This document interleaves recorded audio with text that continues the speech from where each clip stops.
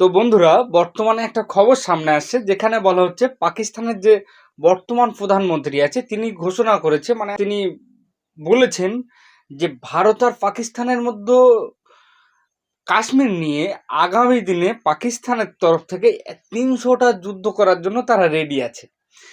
মানে আগামী দিনে পাকিস্তানের তরফ থেকে ভারতের বিরুদ্ধে কাশ্মীর ইস্যু নিয়ে যে ভারত আর পাকিস্তানের মধ্যে যে বিবাদ চলছে তা নিয়ে ৩০০টা পর্যন্ত তারা যুদ্ধ করার জন্য রেডি আছে। তো আজকের ভিডিওতে আমরা দেখব পাকিস্তানের আর্মির কতটা পাওয়ার, তার সাথে পাকিস্তানের ইকোনমি কতটা শক্তিশালী, তার সাথে পাকিস্তান কি ৩০০টা যুদ্ধ করার ক্ষমতা রাখে কিনা, সে বিষয়ে আজকের ভিডিওতে বিস্তারিতভাবে আলোচনা করব। তো দেখুন, আগস্ট ২০১৯ সালে জম্মু কাশ্মীরের যে ৩৭০ ধারা, সেই ৭০ ধারা বর্তমান যে সরকার, সেই সরকার তুলে দেয়। তার ফলে কিন্তু ভারত আর পাকিস্তানের মধ্যে একটা বিবাদ এসে যায় এবং বিশ্বের বিভিন্ন ওয়েস্টার্ন মিডিয়া সহ যেসব ভারতের বিরোধী যেসব দেশগুলো আছে, সবাই তো আর ভারতের পক্ষে না, তারা কিন্তু বিরাটভাবে সমালোচনা করেছিল। বিশ্বের বিভিন্ন জায়গায় ভারতের সমালোচনা হয়েছিল। তো তারপরেই এই বিবাদ কিন্তু ভারতের সুপ্রিম কোর্টে যায়। কোর্টে অ্যাপিল করে এক অংশ যে ৩৭০ ধারা আবার ফিরিয়ে দেওয়া হোক।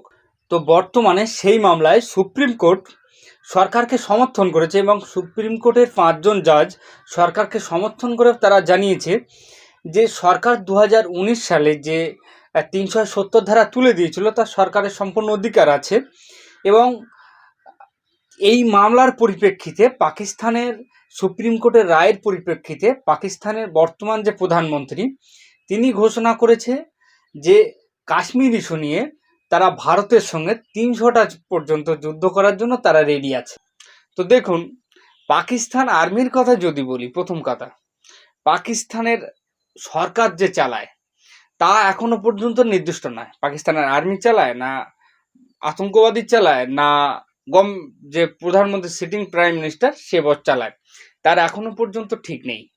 কারণ আমি কেন বলি, যতবার ভারতের সঙ্গে সুসম্পর্ক হওয়ার চেষ্টা হয়েছে, জম্মু কাশ্মীর নিয়ে হোক বা অন্য কোনো ইস্যুতে, ভারত আর পাকিস্তানের প্রতিবেশী দেশ হিসেবেই হোক, ভারত আর পাকিস্তানের চেষ্টা হয়েছে দুই প্রাইম মিনিস্টারের ভিতরে, তখনই কিন্তু আতঙ্কবাদীরা হামলা করেছে। এই আতঙ্কবাদীদের লিড করে আবার পাকিস্তানের আর্মিরা পুরোপুরি আতঙ্কবাদীদের সাপোর্ট করে। আমার তো মনে হয় যে পাকিস্তানের আর্মি থেকেই মনে হয় আতঙ্কবাদীতে আসে, কিংবা আর্মি ট্রেনিং দেয়। এটা রিপোর্টে প্রকাশ্যে এসেছে যে আর্মিরা কিন্তু ট্রেনিং দেয় আতঙ্কবাদীদের। তো যাই হোক, পৃথিবীর মধ্যে সবচেয়ে ভ্রষ্ট যদি কোনো সেনাবাহিনী থাকে সেটা পাকিস্তানের সেনাবাহিনী।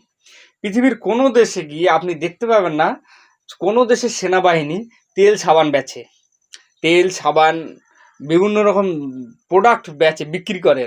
এরা রিপোর্টে বাইরে আসে না, আমরা অনেকেই জানি না হয়তো, কিন্তু পাকিস্তানের আর্মি কিন্তু পাকিস্তানে ব্যবসা করে। কোনো মেজর লেভেলের কোনো আর্মি বা উচ্চপদস্থ কোনো সেনাবাহিনীর থেকে যখন অবসর নেয় কেউ, তাকে প্রচুর পরিমাণ জমি দেওয়া হয় পাকিস্তানে। তার ফলেই কিন্তু পাকিস্তানের পাবলিক যারা সাধারণ মানুষ, তাদের দেখবেন ইন্ডিয়ার প্রতি অতটা কিন্তু তারা বিরোধী নয়।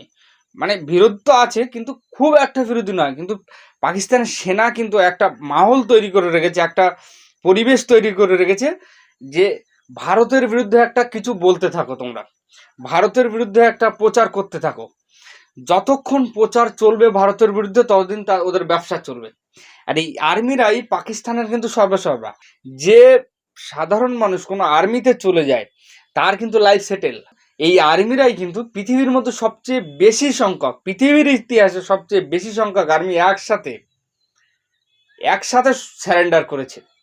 আমরা যে যুদ্ধর কথা বলছি না, ৩০০টা যুদ্ধ করবে ভারতের বিরুদ্ধে। তা এর আগে ৪বার যুদ্ধ হয়েছে পাকিস্তানের সঙ্গে ভারতের, ১৯৪৭, ১৯৬৫, ১৯৭১, ১৯৯৯। ১৯৭১ তো দুভাগ হয়ে গেছে।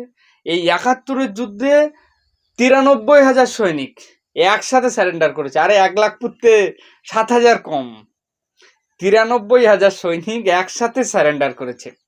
মানে ভেবে দেখুন, যে দেশের আর্মিরা দেশের পাবলিকের উপরে, দেশের জনসাধারণের উপর ব্যবসা করে খায়, তারা ৯৩,০০০ একসাথে স্যারেন্ডার করেছে।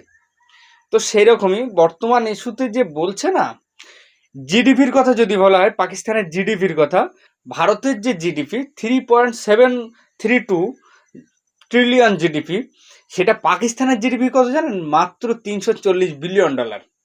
তা সেই রকমই যে এরা যে লড়াই করছে, কিন্তু একটা জিনিস ভেবে দেখুন, যার কিছু থাকে না তার কিন্তু হারানোর কিছু থাকে না।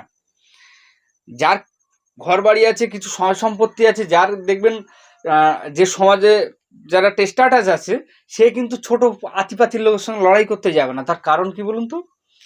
তার কারণ হচ্ছে তার হারানোর অনেক কিছু আছে, সম্মান হারানোর আছে, তার সয় সম্পত্তি হারানোর আছে, কিন্তু যার কিছু নেই তার তো হারানোর কিছু নেই।